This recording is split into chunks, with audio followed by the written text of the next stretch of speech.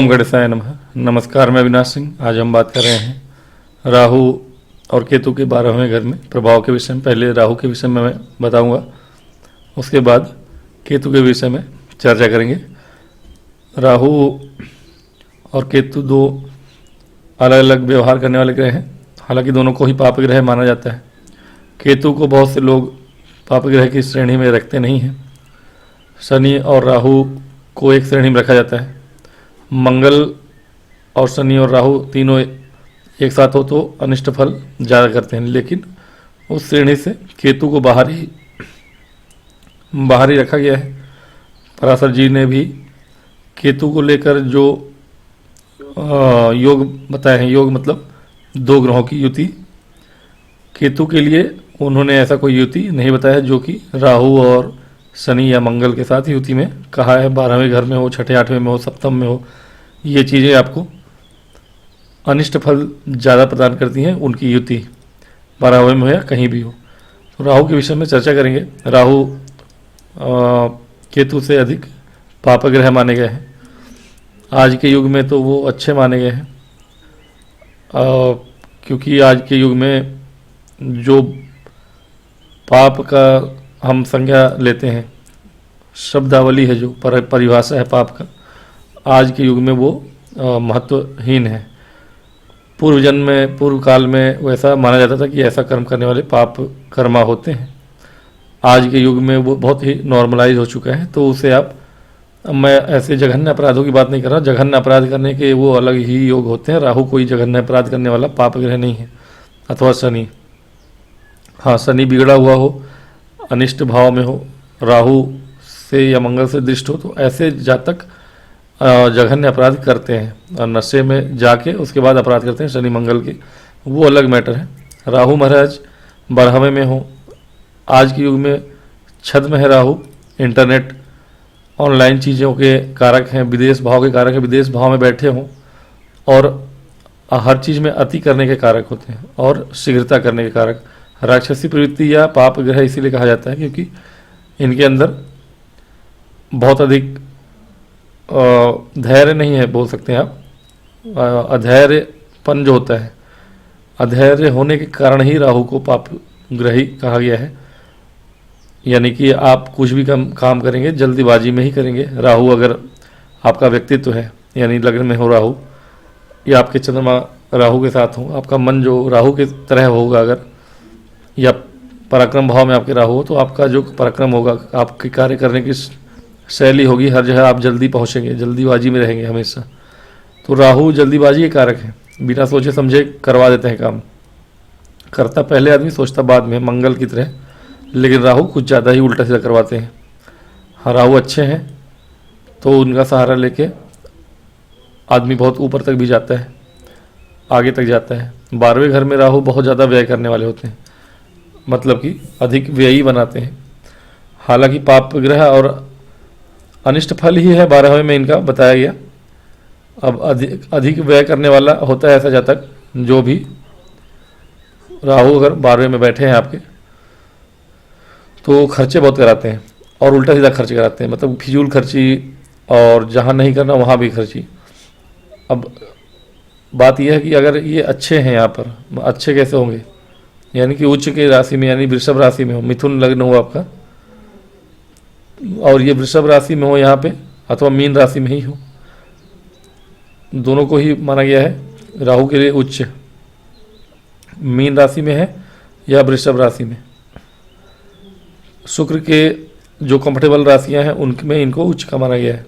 भोग विलास के कारक शुक्र भी हैं और राहु भी। राहु अपार धन देने के लिए जाने जाते हैं। 12वें घर में है, यानी यदि आप विदेश से जुड़ा हुआ काम कर रहे हैं, या विदेश जाके काम कर रहे हैं, या फिर ऑनलाइन विदेश से जुड़ा हुआ काम कर रहे हैं, यानी भारत में बैठ के भारत के बाहर की चीज़ें आप ऑनलाइन देख रहे हैं, तो फिर आप उससे करोड़ों कमाएंगे और राहु आपको बहुत पैसे देंगे। यानी कि राहु सेटिस्फाइड है यहाँ पे, उनका जो टर्म्स है आपकी कुंडली के अनुसार वो आपने सेटिस्फाई कर दिया उनको, अब वो आपको पैसा देंगे। यदि राहु को यहाँ सेटिस्फाइड नहीं किया आपने, यानी आप विदेश से जुड़ा हुआ काम नहीं करें, आप अपने घर में बैठे हैं, कभी कभी कुंडली में दोनों ही योग बन जाते हैं। राहु यहाँ है राहु यहाँ है तो केतु यहाँ होंगे। केतु यहाँ लिखा है मैंने बाद में केतु के वीडियो बनाने के लिए, लेकिन आमतौर पे राहु के सामने केतु होते हैं। राहु यहाँ होंगे 12वें में, तो 6ठे में केतु।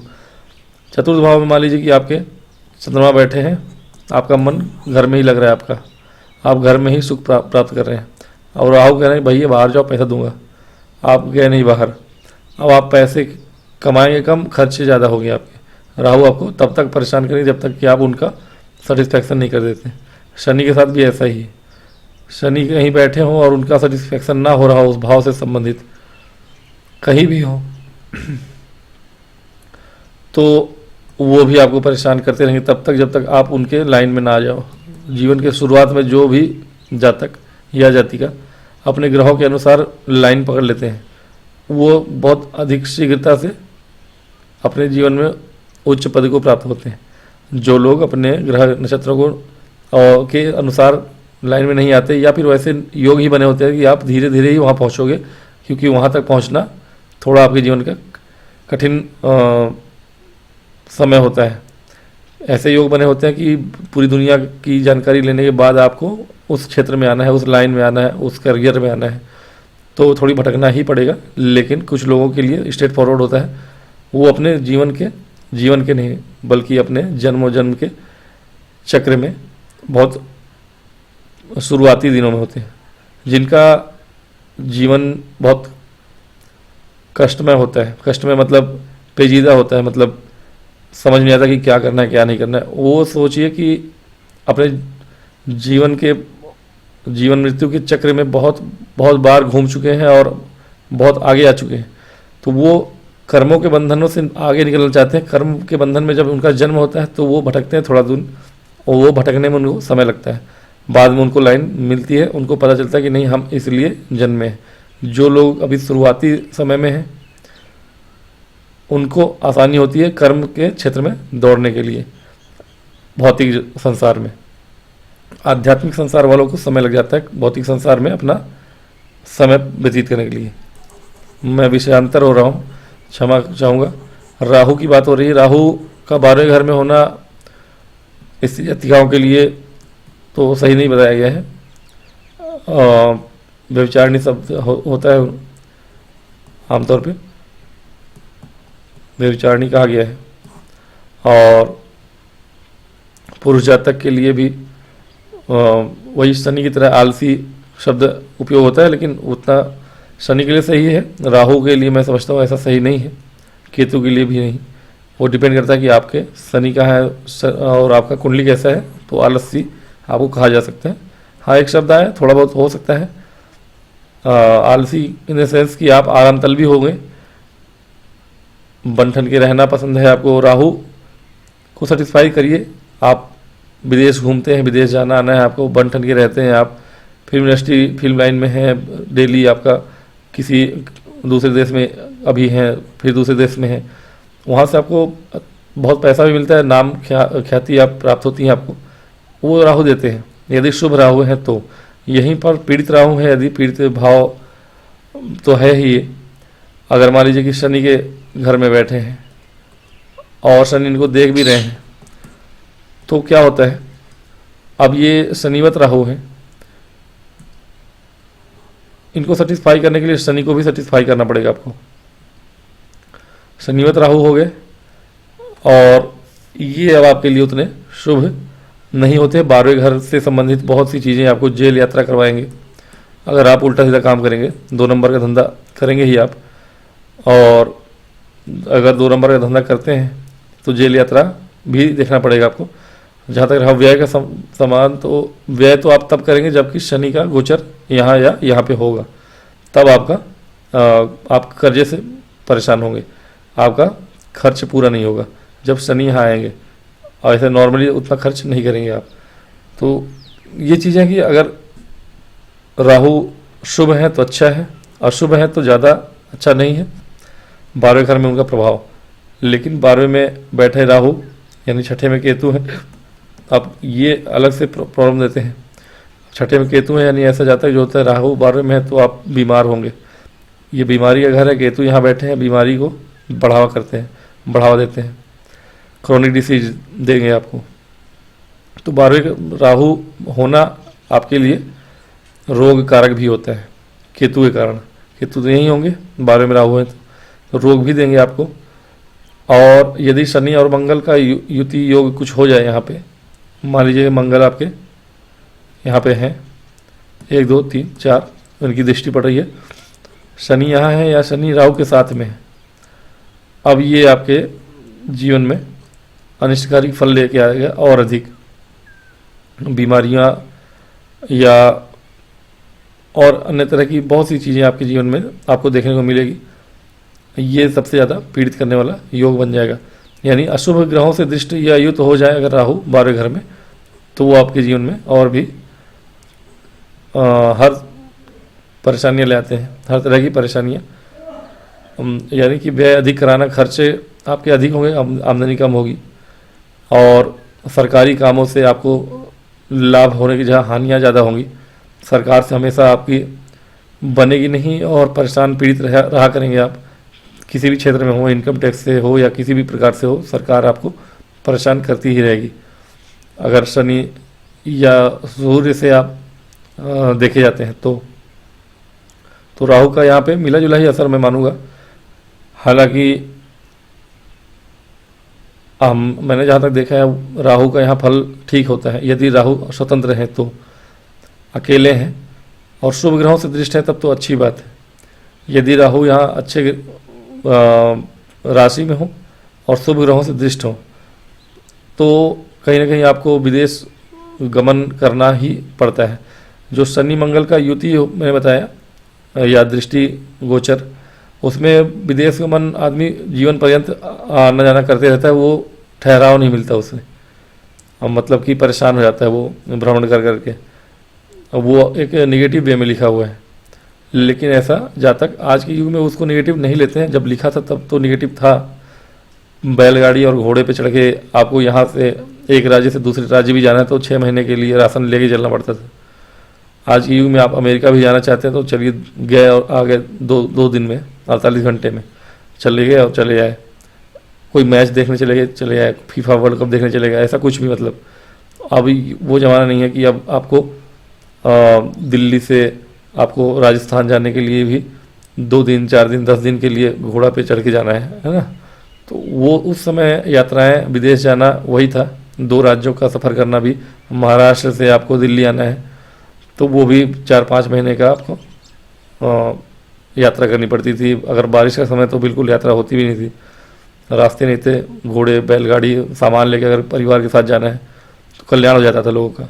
तो माना जाता था कि विदेश भ्रमण करना उस जमाने में वो एक तरह से अनिष्ट है या कष्टमयी है। आज के युग में वो आनंददायक है। जो आप अच्छी बिजनेस क्लास में आप सफ़र करें, अच्छे एयरलाइंस में, तो आनंद आता है। 12 घंटे 15 घंटे का सफ़र करके आप अमेरिका पहुंच जाइए, उसके बाद फिर वहाँ पे घूमिए फिरिए, मौज मस्ती करिए या कुछ भी कर रहे हैं, काम करिए, जॉब करिए, पैसे कमाइए। तो वो आज के युग में आप कंपेयर नहीं कर सकते कि राहु अगर विदेश भेजते हैं आपको तो वो आपके लिए बुरा है या अच्छा है, वो आप खुद ही डिसाइड करिए। मेरे विचार से अच्छा ही है। आप क्या सोचते हैं, आप बताइए। मैं मानता हूँ कि राहु का 12वें घर में होना आज के युग में एक ही प्रॉब्लम है कि सेहत आपकी अच्छी नहीं रही, क्योंकि केतु आपके यहाँ पर हैं। उसके अतिरिक्त राहु अच्छा ही फल देते हैं क्योंकि इनकी एक दृष्टि है 1 2 3 4 5 चौथे घर पे। अगर आप भूमि भवन वाहन से जुड़ा हुआ कोई काम करते हैं और विदेशों से जुड़ा हुआ काम करें, यानी एक राज्य से दूसरे राज्य में आपका काम है या दूर दराज का काम है, अपने जन्म स्थान से, अपने शहर से दूर का काम करते हैं, तो उसमें बहुत तरक्की देते हैं आप। राहु छठे घर पे इनकी दृष्टि भी होती है, शत्रुओं से आपकी रक्षा करते हैं। केतु यहाँ पे है तो विशेष कुछ आपको लाभ तो नहीं देते, हाँ रोगी बनाते हैं। राहु यहाँ पे दृष्टि डाल के शत्रुओं से रक्षा करते हैं आपकी। एक दृष्टि इनकी अष्टम पे होती है। अष्टम पे राहु अचानक से आपको धन प्राप्ति करा देते हैं, यानी पैतृक संपत्ति का लाभ राहु ही दिलाते हैं, शनि नहीं दिलाते। शनि दिलाते हैं लेकिन रुला रुला के। तो शनि तो भूल ही जाइए कि शनि आपको पैतृक संपत्ति दिला देंगे जल्दी से। यहीं पे राहु है, वो आपको पैतृक संपत्ति अचानक से दिलाएंगे ही दिलाएंगे। अगर 12वें में बैठे हैं, अष्टम भाव को देख रहे हैं, तो राहु आपके जीवन में अचानक से पैतृक संपत्ति नहीं है, आपकी पैतृक कोई है ही नहीं, तो बात ये अलग है। फिर भी अचानक से कहीं से लॉटरी जुआ सट्टा कुछ भी करेंगे आप, लेकिन अचानक से आपको अचानक से कभी ना कभी जीवन में एक बार अमीर बना ही देंगे। अचानक से आपको बहुत ज़्यादा बड़ा धन प्राप्त होगा। तो राहु की दृष्टियाँ भी एक तरह से अच्छी हैं आपके लिए 12वें में बैठ के। तो मैं समझता हूँ कि यदि शुभ राहु है यहाँ पे, पाप ग्रहों से दृष्टि युक्त ना हो, तो राहु का यहाँ पे मैं मानता हूँ कि 60 से 70% अच्छा परिणाम आज के युग के हिसाब से देखें तो है। पहले के ज़माने में अपोजिट था, 60 से 70% गलत परिणाम समझा जाता था। 30% आप कुछ अच्छा जीवन में हो गया तो अच्छी बात है, ऐसा मान सकते हैं। लेकिन आज के युग में 60-70% अच्छा समझिए आप, 30% आप समझिए कि सेहत वगैरह के लिए सही नहीं है, या फिजूल खर्ची जो करते हैं, बचा नहीं पाते, वो आपके जीवन में थोड़ा सा नेगेटिव पॉइंट रहेगा। तो ये होगी आपके राहु की चर्चा। कुछ लंबा ही चर्चा कर लिया मैंने। केतु के विषय में चर्चा करते हैं। केतु के लिए भी बहुत सारे अनिष्ट फल बताए गए हैं 12वें घर के केतु के लिए। अब मोक्ष कारक है वो तो मैं समझ गया कि केतु 12वें में बैठे हो तो लोग बोलते हैं कि मोक्ष की प्राप्ति होगी, लेकिन जो किताबों में लिखा है वो बता दूं मैं। केतु का यहाँ होना व्यक्ति को गुप्त रूप से पाप करने वाला बताया गया है। यानी ऐसा जातक गुप्त रूप से पाप करने वाला होता है, यानी कि दुनिया जनता को पता ना चले, लेकिन उसके मन में पापी मन होता है उसका, ऐसा कहा जाता है। कुकर्मी होता है ऐसा जातक, ठीक है ना, कुकर्मी। और धनहीन भी कहा गया है। धनहीन अथवा धन का नाश करने वाला या अधिक व्यय करने वाला ही, फिजूल खर्ची, कुल मिला के उर्दू में बोलूँ तो फिजूल खर्ची करने वाला कहा गया है। यदि केतु यहाँ बैठे हो तो, अब केतु 12वें घर में है, 12वां घर व्यय कराता है। फिजूल खर्ची राहु भी कराते हैं, लेकिन राहु यदि सेटिस्फाई है तब तो ठीक है। केतु कुछ नया चाहते हैं, केतु मंगल की तरह होते हैं हालांकि, और केतु कुछ नया भी चाहते हैं आपसे। ऐसे जातकों को आंखों में प्रॉब्लम भी होती है, ऐसा कहा जाता है। आंखों का भाव भी है ये, सूर्य हो और भी अगर ग्रह हो तो यहाँ पे आपके आंखों की प्रॉब्लम बताई गई है। केतु के यहाँ होने से भी आंखों की प्रॉब्लम बताई गई है। केतु के बारे में होने से ठीक है, मोक्ष कारक कहा गया है। पराशर जी के शास्त्र में मैंने ऐसा कोई विशेष दोहे हैं, उसमें श्लोक है उसमें कि 12 भाव मोक्ष के गति के लिए अच्छा है, लेकिन उसमें बहुत सारे कंडीशन है। ये कहीं नहीं लिखा है कि केतु यहाँ बैठे हैं और सिंगल और मोक्ष देते हैं, ऐसा कहीं मैंने पढ़ा नहीं है।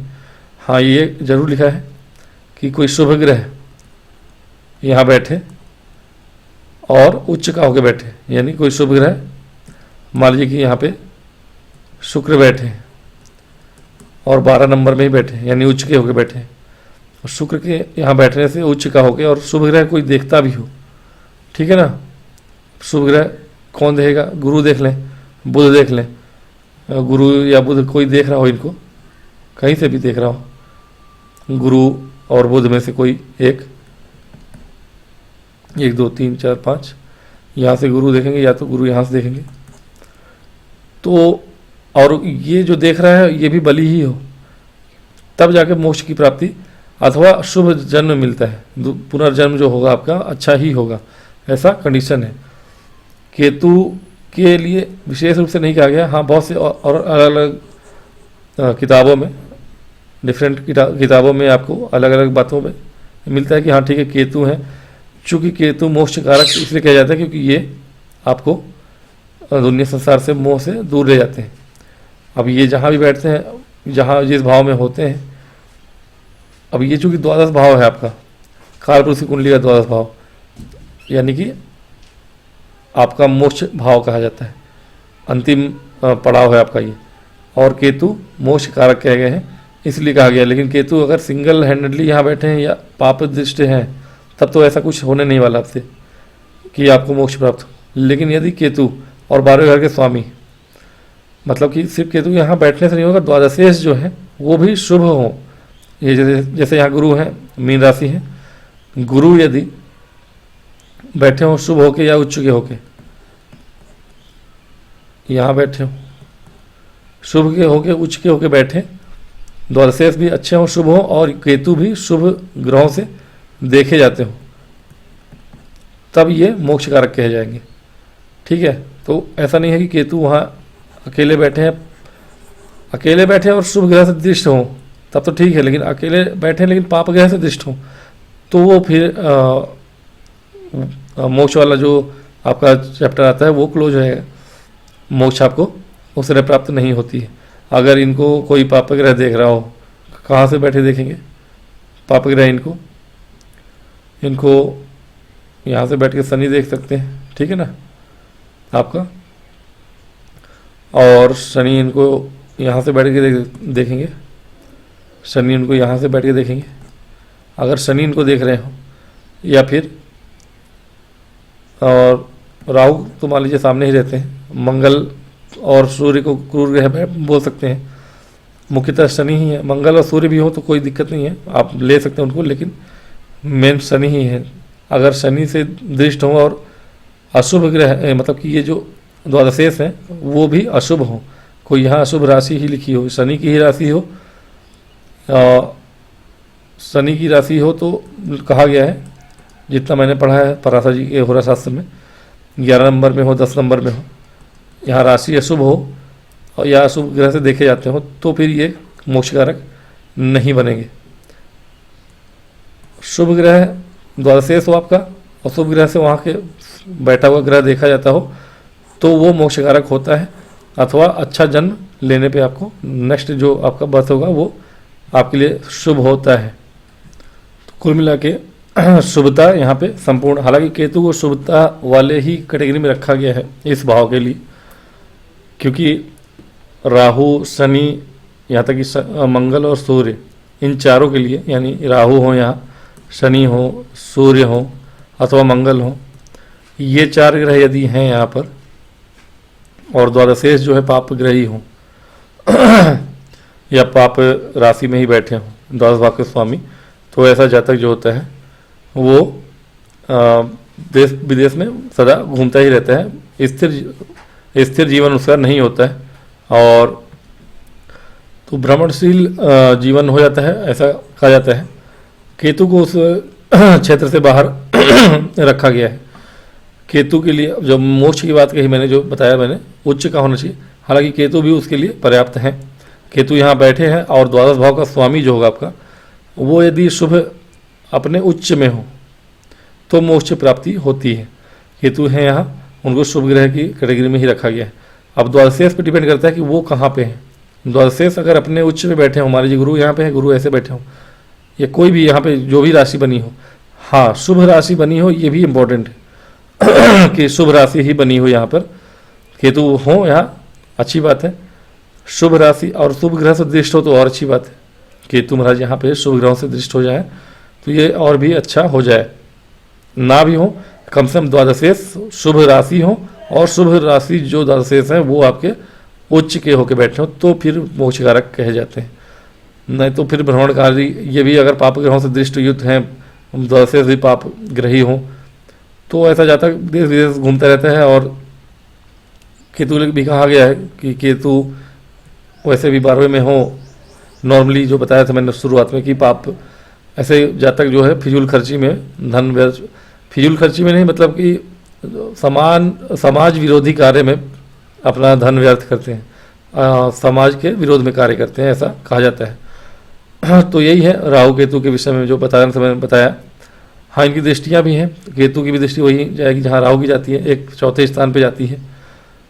हाँ, ये डिपेंड करता है कि आपके चौथे स्थान में कौन बैठा है। मान लीजिए केतु है, 9 अष्टम भाव को देखते हैं और ये षष्ठ स्थान को देखते हैं। अब यहाँ पे लिए राहु है, केतु का यहाँ होना यानी कि राहु यहाँ है, तो राहु आपको यहाँ शुभ फल प्रदान, सबसे उत्तम फल जो होता है राहु का यहीं पे होता है षष्ठ में। राहु यहाँ शत्रुहंता बनाते हैं आपको, रोग आपको जल्दी होते नहीं। तो ये चीज़ है केतु महाराज का यहाँ पे दृष्टि होना है। यदि यहाँ पे शुभ राशि है या कोई शुभ ग्रह है, गुरु है, शनि है, क्यों ना हो, शनि भी है, आध्यात्म के कारक होते हैं शनि। केतु की दृष्टि शनि पे भी पड़ रही है। अष्टम भाव में क्या है, मान लीजिए अष्टम भाव में चंद्रमा है, केतु की उनकी दृष्टि पड़ रही है, यानी अब आपका जो माइंड सेट होगा ना वो मोक्ष की तरफ भागेगा। शनि भी आपको मोक्ष की तरफ ले जाएंगे, केतु भी आपको मोक्ष की तरफ ले जा रहे हैं, चंद्रमा भी आपको मोक्ष की तरफ ले जा रहे हैं। क्यों? क्योंकि चंद्रमा पर केतु की दृष्टि है, आपका अष्टम भाव यानी गुप्त भाव में मन लगा रहेगा।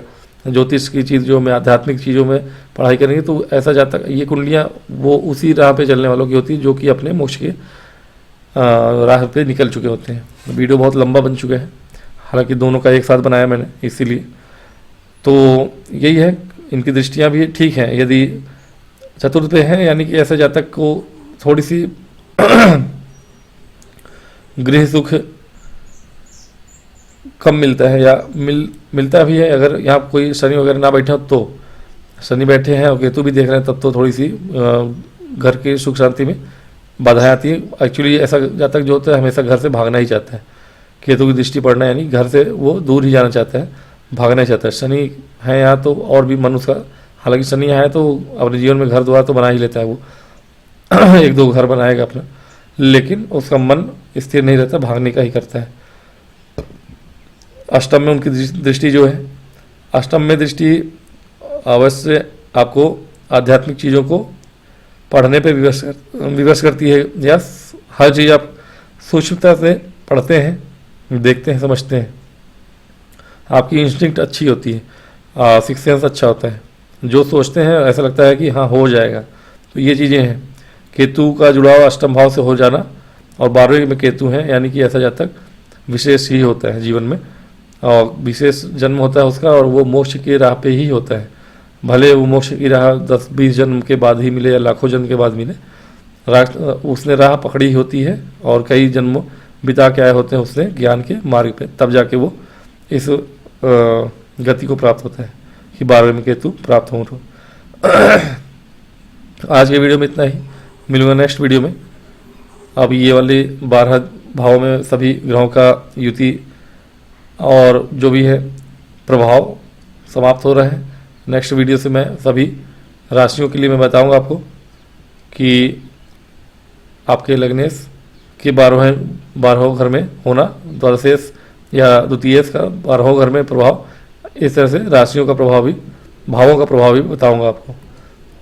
तो अब आज्ञा लूँगा, यदि वीडियो पसंद आए तो लाइक और सब्सक्राइब करेंगे। ओम गणेशाय नमः।